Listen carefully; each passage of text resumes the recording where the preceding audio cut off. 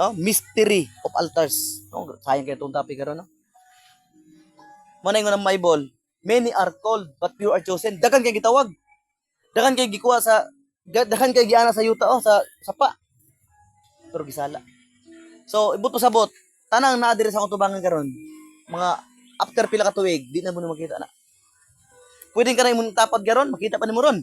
Pero mabot ang panahon di na mo makita. Ngano man, salaon ta. Salaon sa pagsulay, tentasyon. So manang ingon sa Bible, ayaw kumpiyansa kaligo na ka. Mo nang everyday is learning. Kay pwedeng ang imo nakatunang karon di mo magamit na. Alam mo, gaskwela ko karon og kuan, gaskwela ko karon og kanang makina. Pero kung ibutang ko karon sa pag-opera, kaya mo dili. Dili. Pwedeng expert ko sa pag-ayos sa makina, expert ko sa motor, pero kung ipaayos sa cellphone dili.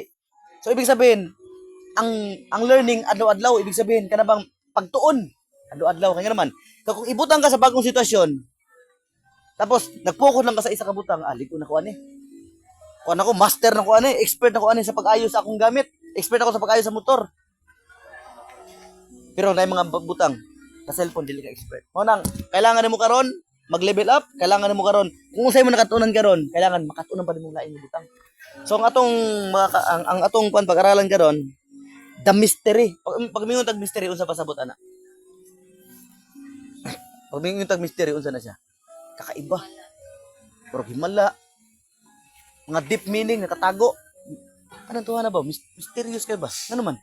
Wag na siya yung mga na siya ikon ba? Na siya nakatago nga batasan. Na siya yung plano ba? Naiplano sa isang lugar. Pare ng asset. Or asset ba? Palang-alangan magpakon sila buang-buang. Kung bakain ka karon to na misteryoso nito, misteryo nang to, mysterious. Ano man? Naniid lang mo na niya. Na siya plano ba? Na siya. Pero atong maisgutan dire the mystery of altars. So naay lalom nga misteryo ang altar. Kay kung atong basahon, may tag altar, kani mo ning physical altar. Pero napoy realms altar. So ang physical Thank you, Lord. sulay na pud. Ang altar, unsang altar? Ang physical altar kani himo sa tao. Kailangan para masabtan ninyo. Kani sa cellphone. Puro na pa na siya mga piso sulod. Mo ng realms. Cellphone, puro na siya load. Mo ng realms. So ibig sabihin altar sa realms na siya spiritual. Pero ng Bible, you are the temple of the Holy Spirit. Ang realms sa altar, imo kasing-kasing. Mabitaw, kung magsamba ka sa Ginoo, dili ba kinasing-kasing, di ka makasulod sa spiritual realm. Dili mo masundan ang altar sa realm. Naka sa altar, nakasulod ka sa altar. Next challenge, altar of realms. Sa kuan, meaning sa realms, duha ka dimension na, physical realm o spiritual realm. Ibig sabihin ng spiritual realm di makita. So kailangan open mo na, abri mo na nga ang altar dili lang na siya kun mo bitaw. Ang kinsa magduol sa altar, kinsa man adil sa altar. Tingala sa maggalit-galit lang ginabuhi. Nay mga tao nga naa sa altar, gamura, gachismis. Tingala sila nang nay mga pagsulay na abot nga dili tungod gikan sa Ginoo. Ang pagsulay, nay mga pagsulay nga gikan sa Ginoo. Pero ang counter dito, ang katunggikan lang sa Ginoo. Pero nay mga pagsulay tungod sa tumang sala. So dili tanang pagsulay tungod kay nangalagad ka sa Ginoo.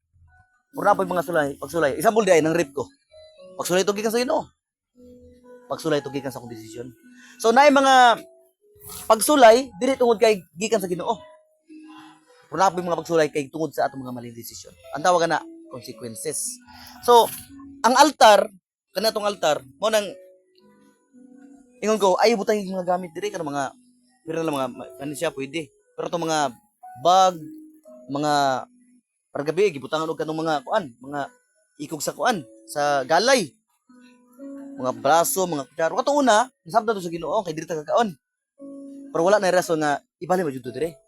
Diri ta pwede magkaon dire. Altar man siya. So buto sabot, respeto ng altar. Ay naman, na dangerous may tabo. Na ikapahamakan may tabo. Pwedeng na mamatay, na magkasakit, na perwisyo, na mga blessing nga mahadlangan. Kaya kung basahon diri sa mga meaning sa mystery, ibig sabihin nakatago, nakatotohanan. Ay kung himuon din ako ni. Pero bago ko magsugod, ingon pa diri sa 1 King chapter 13 verse 1. Ay Exodus 13:3. And Moses answered and said, "But look, they will not believe me or obey my voice." Ima si Moses. Ginoo lang tawag, Ginoo, di ko tuwan sa akong mga tao. Kaya ambil nila, gabinuang lang ko, ima siya diri, oh. Or obey my voice, for they will say, the Lord is not appeared to you. Siya, di natutuwan si Moses. Kaya wala lang, napakita siya sa Ginoo. So, ibig sabihin, si Moses, nag-uol siya, nabalaka siya, na every time mag-istorya siya, baka di siya tuwan. Kaya ang gi-istorya nga butang, spiritual. Kaya naman, ibot pasabot, lisod masabtan sa tao. Mo nang kailangan, ako rin siyang gitudlo karon sa mga leaders lang, kaya naman, open-minded. Mo na kung na mag-offer sa mga negosyo, open-minded ka ba? Kaya naman, na kay mga buta siya i-offer si mo nga pwede di masabtan sa uban. Pero pasalamat yang Ginoo, no? Isa ka na adire, ibig pasabot kaya nimo sabto na. May posibilidad si Nunoy, si Jim Paul wala diri karon kaya naman. May posibilidad nga di nila masabtan ang istorya karon. So, dili aksidente nga nakakaroon dire. Manaingon pa dire. Si Noe, nagay mo siya altar katong time nga gilunop na sa Ginoo. Ang kalibutan. Yun pang Ginoo dire. Sa 20. Genesis 8:20, gumawa si Noe ng altar para sa Panginoon. Pagkatapos, kumuha siya ng isa't isa bawat uri ng hayop, pati na rin sa bawat uri ng mga ibon na malinis at sinunog. Oh, nagkuha siya og animal nga limpyo, ha?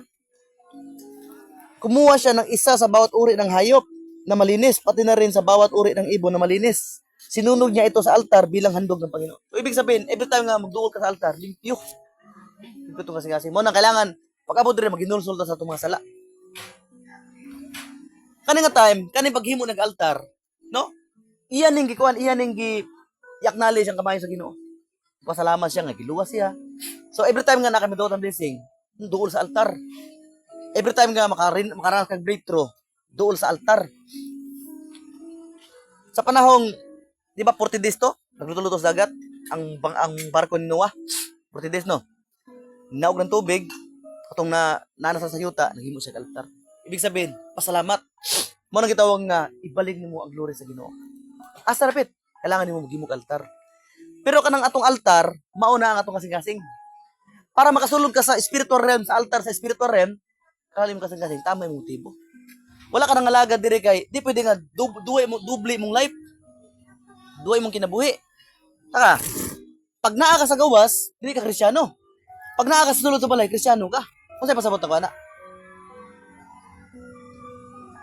Ang purpose ngano taga training dire, ngano taga equip. Para ini gawas Kristiyano ta. Ang sundalo, ga-training ang sundalo sa isa ka lugar. Kay magawas na sila sa hulo, sa gira. Dili pwede nga nag-training ka dire sundalo, pag gawas nimo sa gawas, rebelde ka. Mag-training ka sa sulod para pag gawas nimo sa simbahan, sundalo. Ibig sabihin, with authority. Nakitaan o say mana ka oh. Napakasundalo, kung nagsundalo, oh. Sundalo na, oh. Sundalo siguro na. So, pinaagi siyang nilukan, pinaagi sa iyang pananamit, pinaagi sa iyang mga susanina, usay ma-recognize sundalo siya, pinaagi siyang inistoryahan, pinaagi sa iyang the way siya mag-response, mailan mo siya sundalo.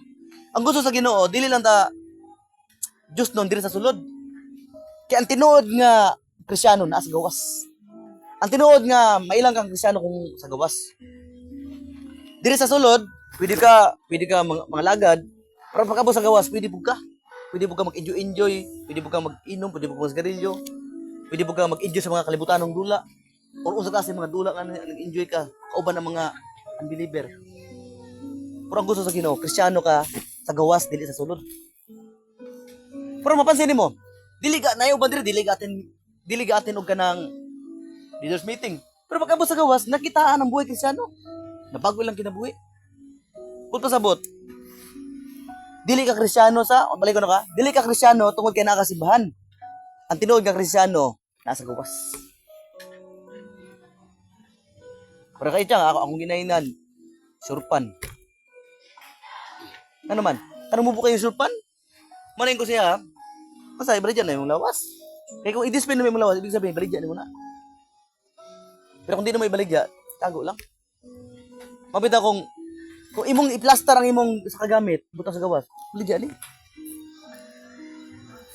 Bilang Kristiyano, dapat sa gawas, Kristiyano ta.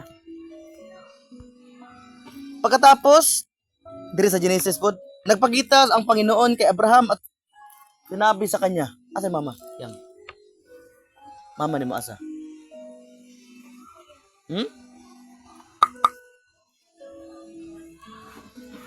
Saan ang lovely? Kailangan i-deliveran siguro ka ba?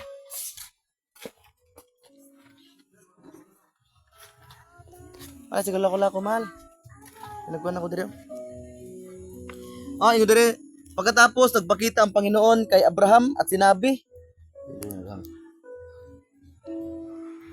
ang lupaing ito ay ibibigay ko sa mga lahi mo. Katong panahon, nakatungog siya tingin ko sa Ginoo. Paramisan siya. Katong una, pagkahuma sa trahedya, giputo siya sa Ginoo, giluwa siya sa Ginoo, naghimo sa altar. Ang ikaduha, si Abraham, giparamisan siya sa Ginoo nga moadto ka sa Lanop Kanaan. Ug kani nga time niadto siya sa Lanop Kanaan, walay unod, tagutom. Di ba, wala mo to ang Lanop Kanaan, unsa man para mo? Di ba ang Lanop Kanaan unsa na? Prosperous nga lugar. Pero bago siya nahimong prosperous nga lugar, bago siya nahimong abundansya nga lugar, gikan na sa desierto. So kanino nga time pag adto nila sa Lanop Kanaan, desierto pa. Puningon ng Ginoo. Nagpakita ang Panginoon kay Abraham, sinabi sa kanya, ang lupaing ito ay ibibigay ko sa mga lahi mo, kaya gumawa ka ng altar. Kaya gumawa ng altar si Abraham para sa Panginoon. Mula roon, lumipat sila sa bundok na silangan ng Bethel, doon sila nagtayo ng tolda sa kalikitnaan ng Bethel. So buto sa bot, every time nga na-promise ang Ginoo, kailangan doon sa altar. Ibig sabihin, every time nga wala pa mahitabo si Muha, example, na-promise ang Ginoo nga madato ka. Na-promise ang Ginoo nga mag-survive ka, magamitong ka. Mas Lord, marog, sikuhay man si mong kwan. Usahay, ang plano sa Ginoo, sukuhay sa mong sitwasyon. Mingon ang Ginoo, plano na ko nga padatuon ka. Lord, naglisod ka mi karon. Si Abraham, gipramisan sa Ginoo nga mahimo siyang father of all nation. Ang mga lahi mo magiging gaya ng karami ng bituin. Imagine na, gipramisan ka sa Ginoo nga imong lahi sama sa kadagan sa bituin. Pero baog siya. Nasabda na mga boy. Ato lang mga tiyang. Durong mo tiyang.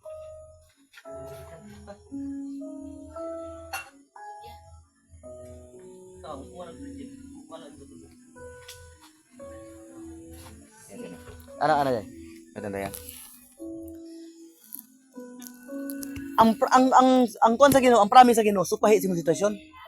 Plans to prosper you, not to harm you. Planong hindi kasaktan. Pero ano, nasasaktan ka. Ano, gi-insulto ka. Ang plano sa Ginoo, dili ka pasakitan. Plans to prosper you, not to harm you. Plans to give you hope. Pero ano, watang kapag-asa. Give you hope and a better future. Ano, wakay future? Ano, sirang imong kuan, mga plano sa kinabuhi. Yung pag Ginoo. Ang Ginoo mo promise ya, ayo dali ah. Maminyo lagi ka. Pakita lagi kag partner sa mong ginabuhi, ayo dali ah. Ang promise sa Lord, makita kag partner. Oh? Ang mga lupaing ito ibibigay ko sa mga lahi mo. Pag abot ni Abraham, Lord, kaning yuta ihato sa akong lahi. Wala ka ni unod. Mamatay ako mga lahi diri. Tulang tawa pag abot na sa Exodus. Sa panahon ni Moses sa Joshua, pag abot sa panahon ni Joshua, kung saan itabo? Nahimong abundansya. Pinakadagko nga prutas kaayo nga nga lugar. So ibig sabihin, ang plano sa Ginoo, sukwahi sa imong sitwasyon karon. So kung naa kay sitwasyon nga dili maayo, naa kay sitwasyon nga dili marubag ka ng maro pili nimo wala na. Pero si Joseph, kisa kailan na Joseph do dreamer. Ang plano siya sa Ginoo, mahimo siyang gobernador sa Egypt. Pero unsa ay ang sitwasyon? Gipadamgo siya sa Ginoo, naa siya sa palasyo. Pero asa naman siya nakitaan? Nasa lalom sa balon. Nasa prisuhan. Di pa sa naman siya ng rape. Ang iyang damgo, ang vision nga gipakita sa Ginoo, naa siya sa trono. Naa siya sa palasyo. Diluhod pa kanya higsoon siya ha, bilang respeto sa iya. Pero asa unsa yung sitwasyon? Prisuhan. Ilalom sa balon, mabali tubig, disyerto. Ibig sabihin, ibutang ka sa Ginoo sa kanang lalom kayong sitwasyon. Ngit-ngit. Pati isa pa, balon na siya nga walay unod. Ibig sabihin, dry jud siya. So usa ibutang ka sa Ginoo sa wilderness. Ibang Ginoo, plans to prosper you, not to harm you, planong hindi para saktan ka. Pero mo ng Ginoo, part ang masaktan ka. Meaning plano, destinasyon. Pero ang destinasyon ni mo, Pueblo. Pero kailangan mo maagian ang matalon. Malisayan. Sa outcome. Ang plano sa Ginoo sa Biblo. Pero kailangan na kay-agian. So kana imong gipang-agian karon. Pag ang imong sitwasyon karon supahi na sa plano sa Ginoo, buto sa bot. Padayon lang. Ang imbitasyon sa to sa Ginoo, magpadayon ta. Kaya kailangan nimo karon na kay altar. Every time nga na kay altar, na kay duulong sa Ginoo sa altar, duol ka altar. Lord, na kay promise akong ginabuhi. To kay himuon mo na, di jud ka mabackslide kun ay mga pagsulay. Hold on to the promise of God. Nato yung pastor ing basya. Nay pastor ing basya. Ay sa bolsit siya, mana ko kay Chang. Chang. Unya ay kakawa, buta nagihimo siya example tubangan nato. So sige tagaan kag kanya, 500 niya. Ay ayaw hawa. Ulat ako sa kantin, ha? Presko, presko ana. Pag pres na ko ana, siya karon nagulat dito. Kaya ako nakalimot ako kay busy ko ba fellowship. Siya gulat dito. Pagkano na kula? Napot mo alas kuan.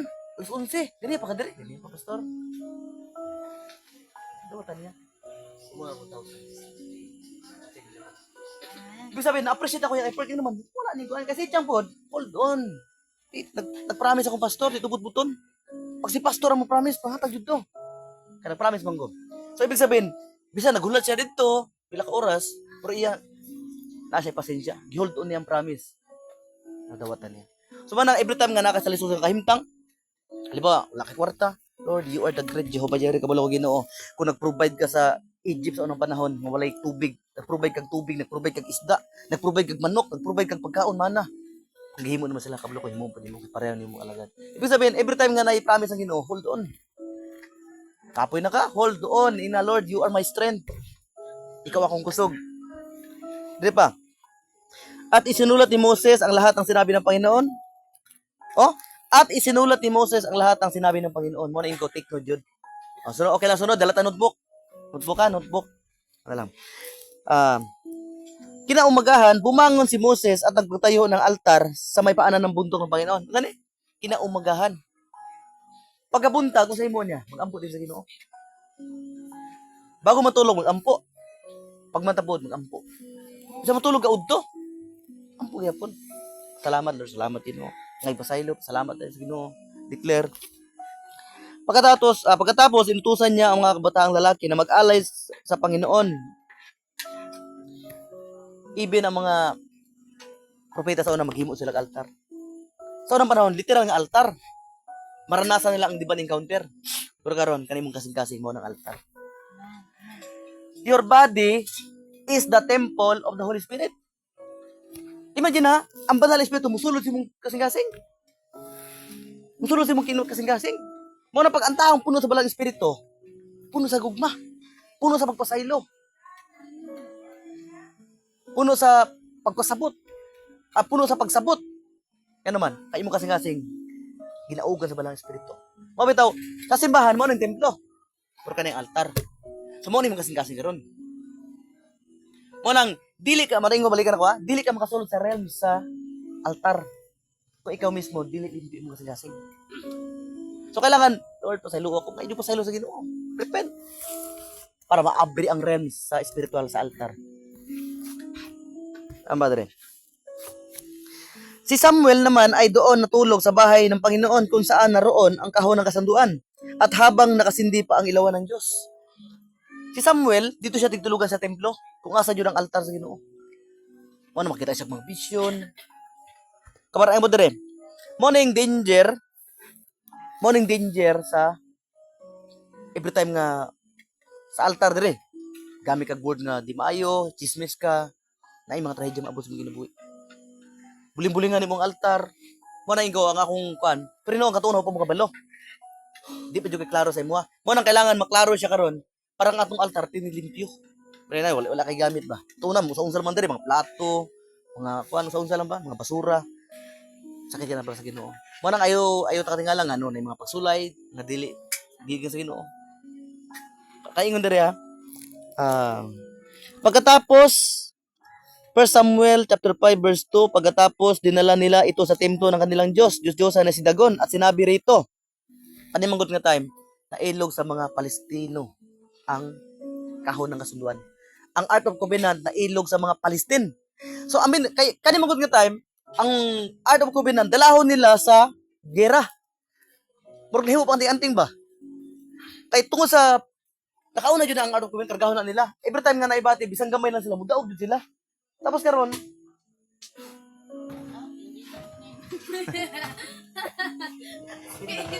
tindog dangkit makikisibot siya ko. Tanti ba niya akong tabi karon? Kisa mo hindi makamata pa. Lain kayo. Para yun. Pero si Matayo pag kumalik ba?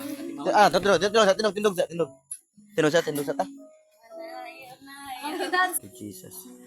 Kung nakausan nito bo, katong time nga ilang giagaw ang kwan, giagaw ang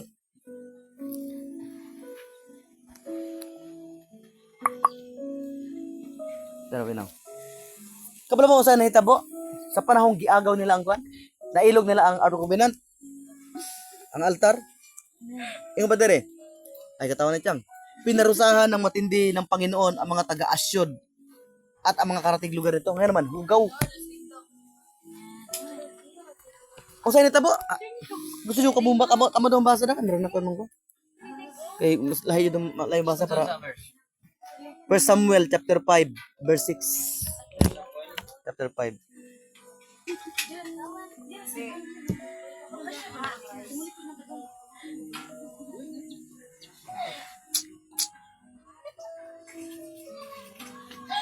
Kita na yun. Sige, ako na basa. Ingon pa dire. Pinarusahan ng matindi ng Panginoon ang mga taga-Asyod at ang karatig lugar nito. Binigyan sila ng Panginoon ng mga tumor bilang parusa sa kanila. So, ibig sabihin, kung di na to respeto na tong altar, namo sa altar, pero galan daw tag mga worldly music, gamino tag worldly music, galan daw tag worldly videos, tapos nata sa altar. Mo na hinunda usay maparusahan ta sa Ginoo, matagaan tag sakit. Kaya naman. Pero dili pang hardlock. Pero paano siya awareness sa tuwa bilang Kristiyano? Ha? 1 Samuel chapter 5 verse 6. Di basa. Basa Donald. Kusga. 1 Samuel chapter 5 verse 6. Kusga. Pinarusahan ni Yahweh ang mga mamamayan ng Asdod at kanilang karatig bayan. Sila'y natagtad ng bukol bilang parusa ni Yahweh. Kaya naman, giilog nila ang presensya sa Ginoo. Manang wala na sugot ang Ginoo nga magtapad ang dagon ug ang presensya sa Ginoo. Mo nang kailangan bilang Kristiyano to sa gawas, ug dili pwede nga naa ta diri. Ug di pwede nga gasimbot ta sa Ginoo, pero naabot tay laing gusto simbahon. Ang usa tong mga Diyos-Diyosan karon, games, bisyo, barkada nga makapalayo si mo. Wala ko na ingon nga daotang ka magibagbarkada sa imong barkada. Ang akong gipasabot, kung imong tumong sabay kasi kadalaw man mo simbahan or gusto ka ikaw mabackslide. Ano man na, kung imo siyang invite sa simbahan, maluwas siya. Kung ikaw madala niya, asa ka patuloy? Duwa mo. Pero, mo nang ingon, you are the light. Be the head. You are the head, not the tail. Dili ka ikog, ulo ka. Gusto pa silang musunod sa imo. Pinarusahan ng matindi ang Panginoon, ang mga taga-Asyod. Binigyan sila ng Panginoon ng tumor bilang parusa sa kanilang sakit. Nang makita ng mga taga-Asyod ang nangyari, sinabi nila, hindi dapat manatili sa atin ang kahon ng Diyos ng Israel dahil pinarusahan tayo at si Dagon ng ating Diyos. Kaya pinatawag nilang lahat ng Kristiyano. Mo nang giulit nila. Iulit ni. Nagkaroon din ng tumor ang mga natitirang buhay, abot hanggang langit ang pag-iyak nila dahil sa nangyari. So usahay, tungkol kay kulang ta sa pag-respect sa itong altar, nung tarto mo sa mga gamit, mga basura, urong sa bariya, mga gamit sa ito. So, manong usahay, mahinundan, nga, maparusahan ta sa Ginoo. So usay pasabot sa Ginoo. Limpyo physical, dapat limpyo po spiritual. Dili lang siya limpyo spiritual sa atong altar, dapat limpyo po siya physical. Kaya kung unsa nahitabo sa spiritual realm mo, nahitabo sa physical.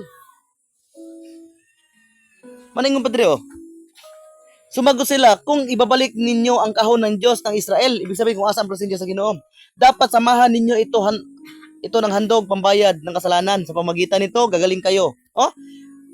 Kailangan bayran ninyo. Sa unang panahon mong God, kailangan mo bayran ang imong sala. Pero by the grace of God, si Jesus ang ibayad sa itong mga sala. Maningon dire,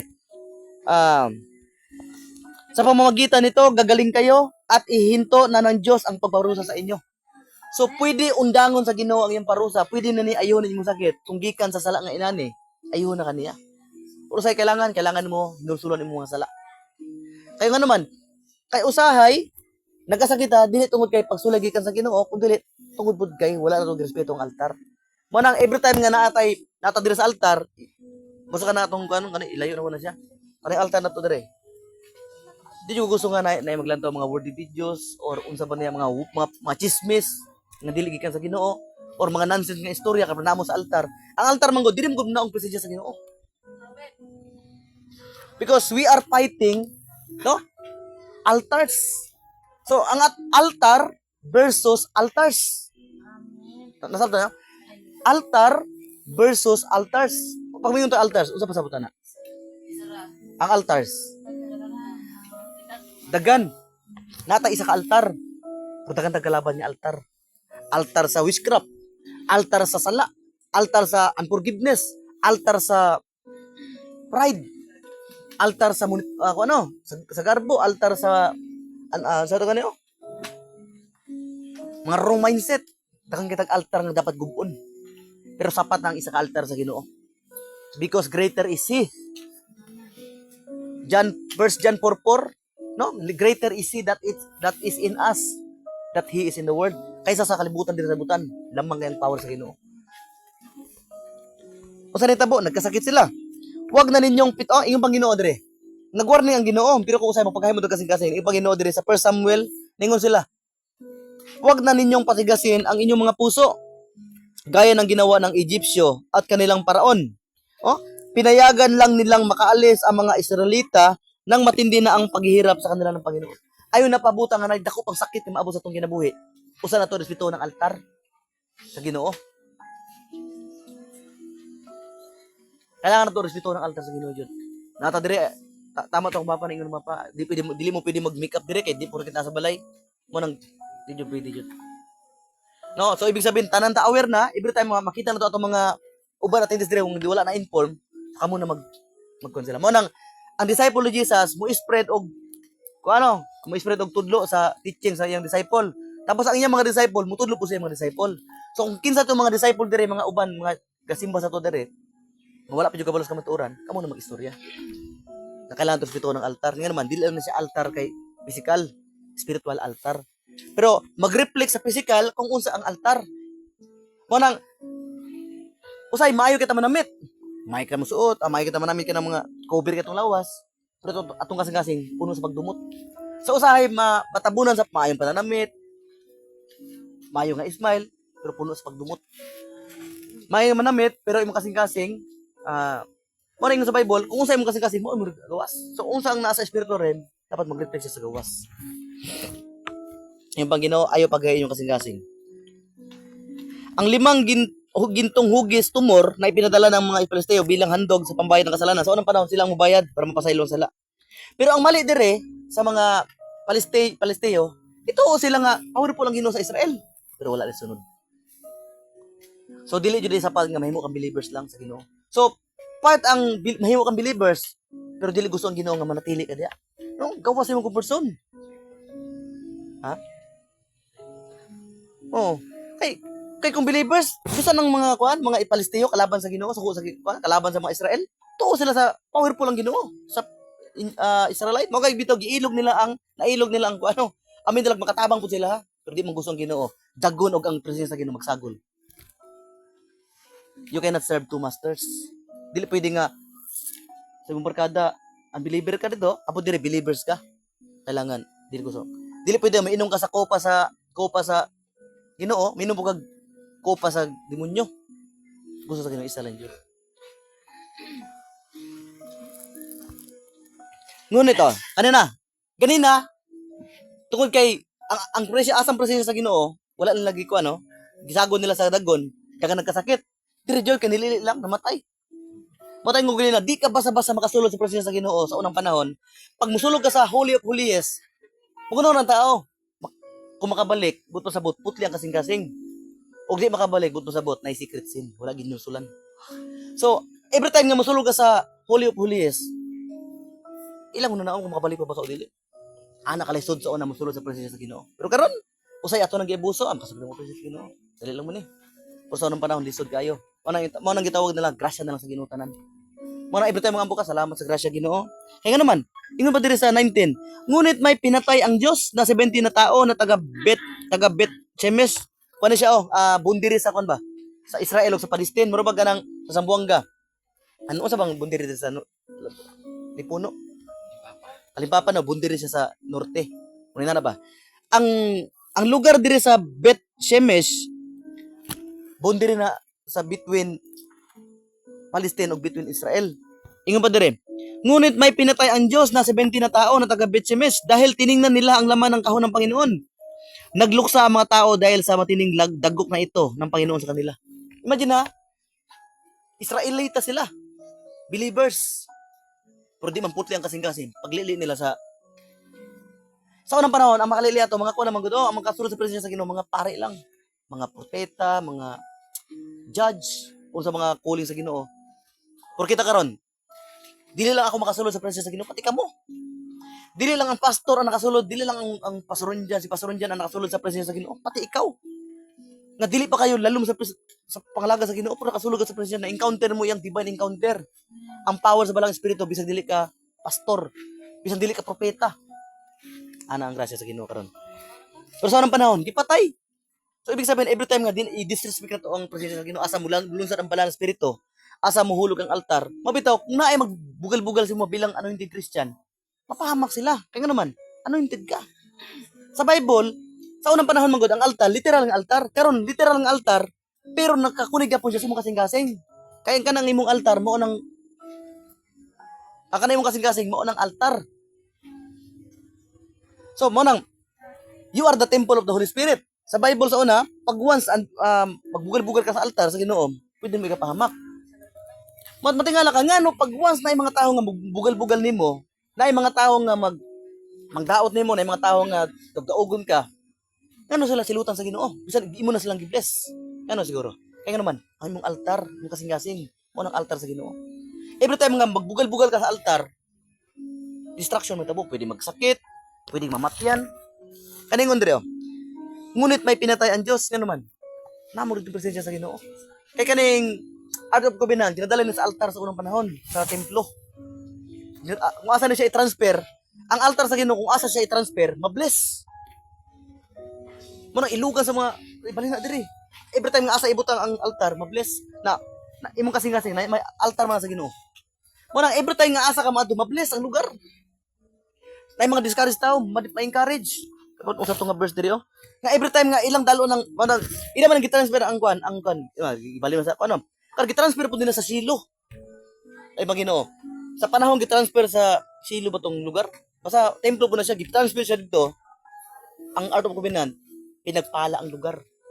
Pinagpala sila ng Panginoon. So ibig sabihin, ang altar sa Ginoo naa sa kasing-kasing karon.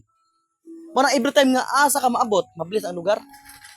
Pero kung muadto ka sa isa ka lugar, di mabless. Puto sa bot, walang altar. Wala nang activity mo kasing-kasing. Imbes kay naabot ka sa isa ka lugar, nabless sila, mas lalo hinoon. Manang imba Ginoo, dapat mahimo kang panalangin, dili makaangin. Nato sa lugar, himo kang pabigat. But every time nga maadto ka sa isa ka lugar, Kristiyano ka, dapat mahimo kang dili ka burden sa laing balay. Mahimo kang pag-asa. Ibig sabihin, altas mo kasing-kasing. Minsan, pagkatapos nilang kumain sa bahay ng Panginoon, nang sa Silo, tumayo si Hana at nanalangin nang umiyak dahil sa labis na kalungkutan. Nakaupo noon ang pare na si Eli sa may pintuan ng bahay ng Panginoon. Asa ni dool si Juan? Asa ni dool si Hana? Sa altar. Ang Ginoo pwede na tubagon ni mga pag-ampo pinaagi sa altar. So, ang altar, dako kay siya katuyuan sa buhay Kristiyano or sa isa ka believers. Kailangan, no? Napansin ako dire ang atong mga tao asa wala na kabalo. Every time nga maabot gikan nga si Jiling gikan sa eskwelahan, si Darwin gikan sa si Arnold, si Rose matos sa lawingan. Dapat pag uli dire or gikan ta magministre. Atong batasanon, ato nang batasanon. Bago ka maabot dire sa balay, sa simbahan, luhod sa Ginoo. Isa mo sinda gikan sa kwan, gikan sa ilang balay diya. Pinakaunang adlaw nga maaari ka sa balay. At luhod sa kabila sa Ginoo. Luhod sa ka sa altar. Siyempre, Ginoo, salamat sa imong kamaayo sa ginabuhi. Salamat sa imong pagkamatay sa krus. I-acknowledge yung pagkamatay sa krus. Lord, I declare protection. Na. Kaya naman, kay kanis si Hana, di na siya makaanak. Pero ato siya sa altar, ato siya sa templo. O gitubag sa Ginoo ang ampo.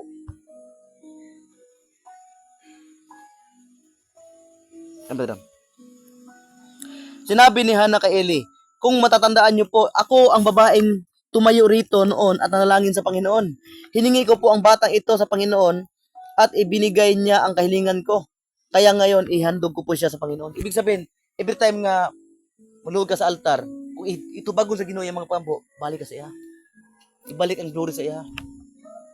So, ibig sabihin, example, si Dingdong. Dingdong, example. Gikan siya sa balay. Basta pinakaunang adlaw nga maabot ka dire, luhod siya sa Ginoo. Ay, example sa Arnold, gikan sa gawas. Gikan sa Sibuko. Pag uli dire, bawal sa fellowship. Kaya pwede dito sa iyong trabaho, pwede siya nasuko. Pwede nakalanto siya babae nga naagi, pwede siya nakasala. Pwede ka na. Kaya siyempre, itong mata, makakita man na. Nga nagkapasaylo sa Ginoo. Pwede nasuko ka sa iyong customer. Pwede, basta mga unexpected nga sala, nakasala ka, wala ka. Wanang, kailangan niya karon muluhod at dinustubangan sa Ginoo. Kaya naman, para dili niya maingon ang mga itabo niya nga, usap mga itabo nga di maayo, kailangan siya na isurrender sa Ginoo. Para every time nga istorya siya, guided sa balang espiritu. Example, si Darwin. Scam, kasapan pa dyan, gitunglo, nasuko si Darwin. Ay, Darwin ka, naitam, nasuko doon siya. Suko siya. Tapos karon, linggo siya dire, sa istorya. Dala-dala niya ang kasuko. Sa istorya siya na, wala siya sa mood. Wanang kailangan mo isurrender imong burden sa Ginoo sa. Usa ka makipagpalusip sa tao. Example, Chang. Ikaw ng eskwelahan. Ay sa kaamin sa kuha. Luhod sa ka sa altar. Kaya bertuhin muna para sa Ginoo. Luhod sa. Example, gikan mo sa ubos. Si Micah, gikan siya sa ubos. Kanang katawag kag blessing or meeting sa purpose. Ato din ka dire. Luhod din ka sa Ginoo. Salamat sa imong kamaayo. Kaya naman, every time nga maluga sa altar, ang altar man gud gamiton sa Ginoo, namo di ang presensya man gud. Tapos makakonek imong kasing-kasing sa altar, spiritual altar, imong kasing-kasing sa realm sa altar, mas dali ang pagtubag sa Ginoo. Kay si Hana mo ngano na yung mga karakter sa Bible mo adto sa simbahan para magampo sa altar. Surrender tanan burden mo sa Ginoo.